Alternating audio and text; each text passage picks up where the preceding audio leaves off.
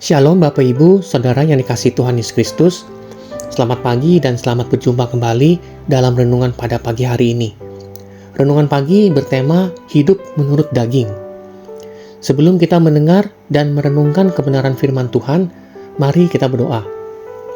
Tuhan Yesus, Allah yang kami sembah dalam nama Tuhan Yesus, terima kasih untuk pagi yang baru yang Engkau berikan pada kami, napas kehidupan, kesehatan, dan kesempatan hari ini adalah kasih dan anugerah-Mu.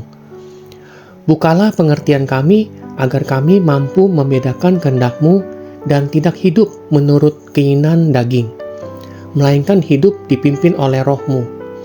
Dalam nama Tuhan Yesus kami berdoa, amin. Firman Tuhan hari ini diambil dari Roma 8 ayat 5. Sebab mereka yang hidup menurut daging memikirkan hal-hal yang dari daging. Mereka yang hidup menurut roh memikirkan hal-hal yang dari roh. Dan juga diambil dari Galatia 5 ayat 17. Sebab keinginan daging berlawanan dengan keinginan roh, dan keinginan roh berlawanan dengan keinginan daging. Bapak Ibu, Saudara terkasih dalam Tuhan Yesus Kristus, hidup menurut daging bukan hanya soal dosa besar yang terlihat, tetapi cara hidup yang berpusat pada diri sendiri.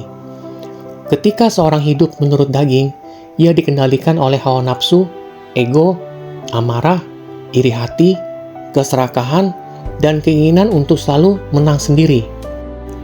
Orang yang hidup menurut daging sering berkata, "Yang penting saya senang, yang penting saya untung, yang penting saya menang."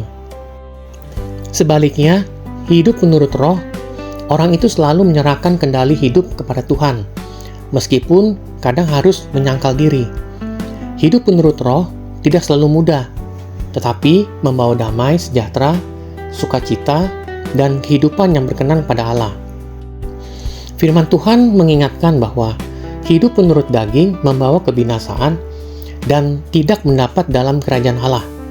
Sedangkan hidup menurut roh membawa kehidupan dan damai sejahtera. Pilihan itu ada pada kita saat ini, setiap hari, bahkan setiap saat. Hidup menurut daging seringkali tidak terasa sebagai sesuatu yang salah. Ia datang dengan hal-hal yang terlihat wajar, keinginan untuk dihargai, ingin dimengerti, ingin menang sendiri, ingin nyaman, dan ingin dipenuhi kebutuhannya. Namun tanpa kita sadari, keinginan-keinginan itu perlahan mengambil alih hati dan menjauhkan kita dari kehendak Tuhan. Ketika daging yang memimpin hidup kita mulai mudah tersinggung, sulit mengampuni, cepat marah, dan selalu merasa diri paling benar. Kita lebih sibuk membela ego daripada mencari kebenaran. Kita bisa tetap rajin beraktivitas, tapi hati menjadi kering. Doa terasa hampa, dan hubungan dengan Tuhan perlahan merenggang.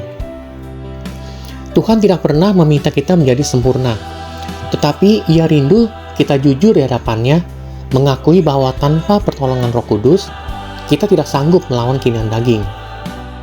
Setiap hari adalah medan peperangan rohani, dan setiap pagi Tuhan memberi kita kesempatan untuk memilih daging atau berjalan bersama Roh. Ada sebuah cerita. Suatu hari ada seorang pria yang sedang berjalan melewati sebuah ladang. Di dalam hatinya, ia mendengar ada suara yang terus berbicara.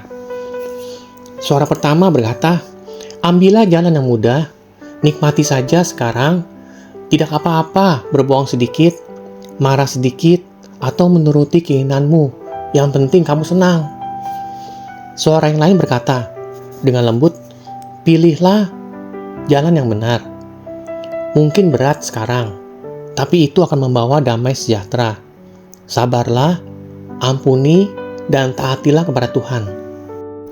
Pria itu merasa bingung karena kedua suara itu selalu ada setiap hari dalam setiap keputusan. Lalu ia bertemu dengan seorang tua bijak dan bertanya, "Suara mana yang akan menang dalam hidup saya?" Orang tua bijak itu menjawab, "Suara yang sering kamu dengarkan dan kamu beri makan." Jika ia terus memberi makan keinginan daging, amarah, keserakahan, hawa nafsu, dan ego, maka suara itu akan semakin kuat dan menguasai hidupmu. Tetapi, jika pria itu memberi ia makan keinginan roh, doa, firman Tuhan, ketaatan, dan kerendahan hati, maka roh yang akan memimpin langkahnya. Sejak saat itu, pria tersebut mengerti, ternyata pertarungan terbesar bukan di luar dirinya, tetapi di dalam dirinya. Yuk mari kita berdoa. Tuhan Yesus, terima kasih Engkau mengingatkan kami hari ini, bahwa seringkali kami lebih menuruti keinginan daging ketimbang menuruti keinginan roh.